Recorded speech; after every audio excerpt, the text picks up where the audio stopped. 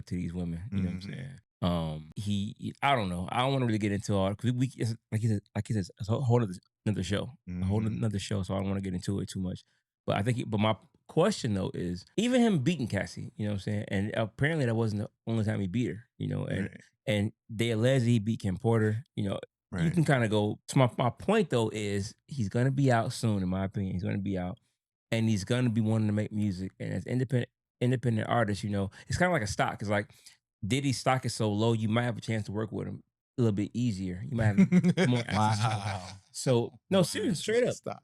So would you take an opportunity to work with Diddy if you're an independent artist and he wants to work with you? They probably would. Most artists probably would. Even if they disagree with him beating Cassie, what is transpired. Most of them kicking her down the hallway. I tell you what, maybe not as definitely. I would hope not as many female artists, but it's definitely some male artists, especially rappers.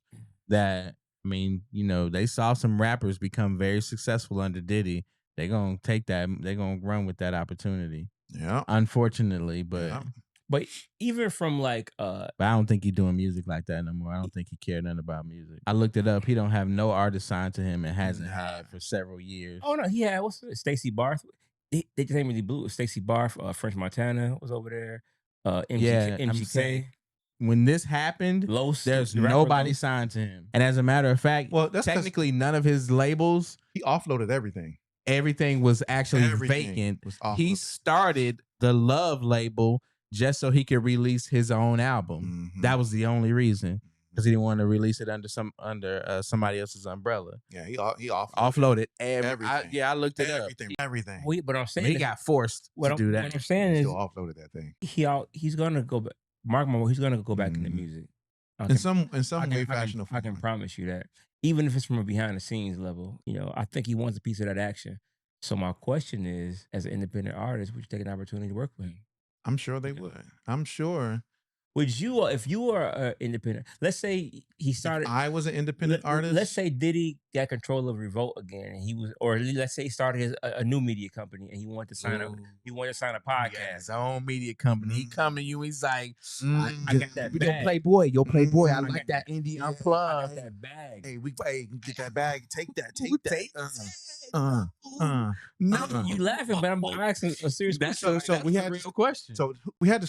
You and I had this. I think you and I had this conversation, but I know you and I had this conversation. So, and we were talking about sponsorships. Yeah. Right. Even from this level, sponsorships. Would I take that deal with We Create Music TV, us as the Indie Unplugged, and push that to Revolt to exponentialize or give more exposure to what we do? My actual answer, and I will answer that right now truthfully, is no. And the reason why, because we talked about this. Let's hear why. Let's hear it. We talked about this. I am very big on, and you know this, I'm very big on morality, right? I'm very big on who I align myself with, because whoever I align myself with, I have to believe in what they do. I have to believe in the image that they have and what they truly stand for. So, and vice versa, right? Because what I'm now saying, for me, what I'm now saying to you is that I believe in what you do and who you are as a person and as a entity. Now, do I want to align myself with you in that way? Do I want my brand image to be aligned with you? Because it's not just, and I think people think that sponsorships aren't just, oh, you just give me money and I just talk about you. No. There's an alignment between you and that person's, or you and that person's entity. And there's things that I don't want to be aligned with. So is there any media conglomerate that you would partner with? I asked that question because I feel you on all that, but I think my answer would be yes. If I was in your shoes, I'd probably say yes, because I'm not about to turn to some kind of moral high grounder, because I got to. All of these companies are they are. Any of them from you just name them. It's probably some dirty, nasty stuff going on. I don't put it past none of these big companies. So either 100% it's all or nothing. If I'm not signing with nobody, just because Diddy's dirty laundry out there don't mean that Diddy's dirty laundry. Diddy dirty. That's the name of the next album. Diddy's dirty laundry. So now I feel you though, but and I'm not knocking what you said. I'm just curious, because we take these positions, and a lot of times it's like, but what about this media company you sign with? So you think they're morally higher than? Well, Well, so So when I say in this case the morality thing, and you're right in a lot of instances where I don't know the ins and outs of what that president or CEO of that company may be involved in. I can only go off what I have now. And they may be dirty, right? They may have issues, but is that something that once you know, now you're informed. Now you know. And so now you have to make decisions with only what you know. That's the only thing I can go off of is this is what I know. Now, do I want this brand associated with that image? And there are people who own Revolt today, and they continue to thrive, and they don't really have any interaction with. Yeah, I mean, they're out. Right. They're out right now. Is that they just was removed. But I'm saying if Diddy came back in control or started something new where he was there, he was the face of it. This is my company right here, right now. Interesting. Yeah, because I what do you say, Ty? Because what I know now, that's tough. That's the information I got today. I kind of agree in terms of the degree of separation, right? If you're with the whole theory of like 6 degrees of separation, like if it's that far away from what I'm trying to do, like then I'm okay with it. Yeah. But in an immediate thing, as in I'm literally under the Diddy umbrella.